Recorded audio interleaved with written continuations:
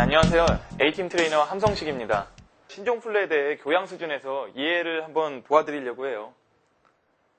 그래서 먼저 신종플루라는 게 어떤 질병이냐 하면 원래 인간에게 독감이라는 질병이 있었습니다. 독감이라는 질병이 언제 발현이 되는 거냐 하면 인플루엔자 바이러스가 체내에서 증식을 하면 독감이라는 질병으로 발현이 돼요. 1918년에 스페인 독감이 있었습니다. 이것도 바이러스성 질병이었는데요. 당시 1918년 당시에는 이게 신종플루였겠죠.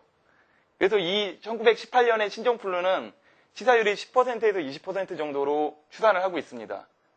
그리고 이것도 마찬가지로 변종 바이러스다 보니까 면역 체계를 가지고 있는 사람이 거의 없어서 굉장히 빠른 속도로 퍼져서 전 세계 인구의 3분의 1이 이 바이러스를 거쳐갔습니다. 그래서 사망자가 5천만 명 이상으로 추산이 돼요. 이게 어느 정도 숫자냐면 세계 1차 대전 당시에 사망자가 900만 명이었습니다. 900만 명이었는데 1000만 명이 안 되는 사람이 사망했는데 신종플루라는 바이러스 때문에 당시의 신종플루 때문에 5천만 명이 사망했어요. 이렇게 변종 바이러스가 무서운 겁니다.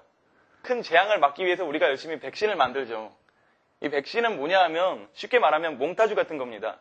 그래서 백신을 만들어서 우리 몸에 대한 몽타주를 배포를 하는 거죠. 앞으로 이렇게 생긴 분자가 우리 몸 안에 들어오면 얘를 바로 제거를 해라. 이런 몽타주를 작성을 하고 그러면 B세포가 그 몽타주를 기억하고 있다가 나중에 그런 분자가 실제로 몸 안에서 발견되면 특수 암살 부대를 빠른 속도로 양성을 하기 시작합니다.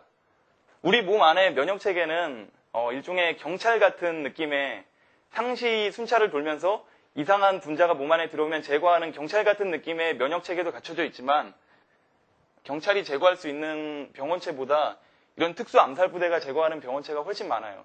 몽타주라는 게 범인을 잡기 위한 거니까 범인하고 최대한 비슷한 모습을 만들어서 배포를 해야 돼요. 눈, 코, 입만 그려놓고 이렇게 생긴 사람 잡아라 하면 소용이 없잖아요. 그래서 최대한 범인과 비슷한 몽타주를 작성하기 위해서 과학자들이 많이 노력을 하고 있습니다.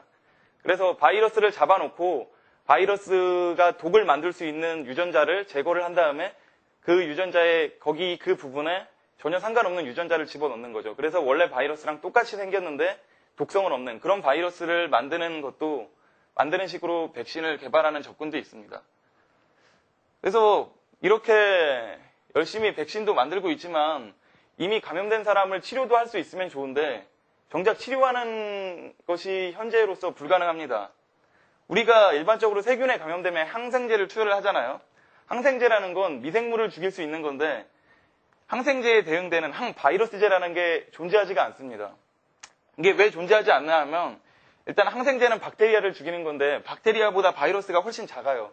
100분의 1 크기밖에 안 됩니다. 그래서 바이러스들은 심지어 세균 속에서 기생을 하기도 해요. 그리고 바이러스를 또 잡기가 어려운 게 바이러스들은 세포 안에서 기생을 하고 있기 때문에 바이러스를 죽이려면 우리 세포를 죽여야 됩니다.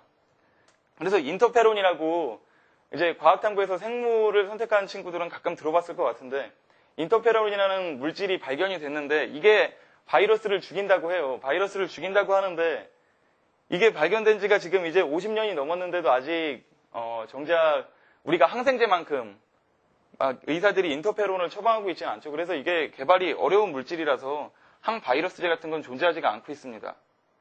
이런 식으로 신종플루를 이해하고 계시면 앞으로 뭐 면접이나 기타 문제를 푸시는데 어느 정도는 도움이 될 것 같고요. 교양 수준에서도 이런 중요한 이슈들은 꼭 체크를 하고 넘어가셨으면 합니다. 네, 이상 A팀 트레이너 함성식이었습니다. 감사합니다.